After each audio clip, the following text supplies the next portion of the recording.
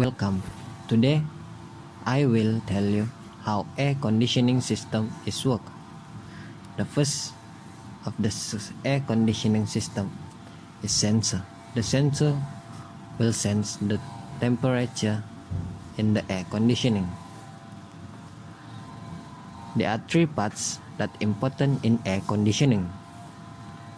The first part is called compressor.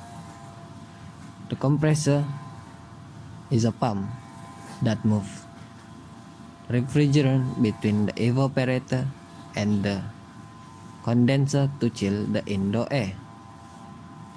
The air then moves to the condenser. The condenser hot coils release the collected heat into the outside air.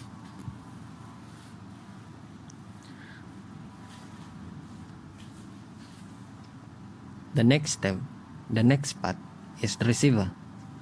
The receiver receives the hot air and then through the thermostat.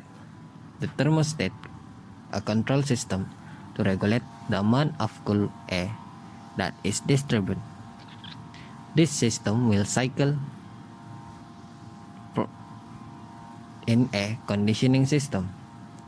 This process will cycle through this process, and this is how unrequested in a recirculating system air conditioning system works. Thank you.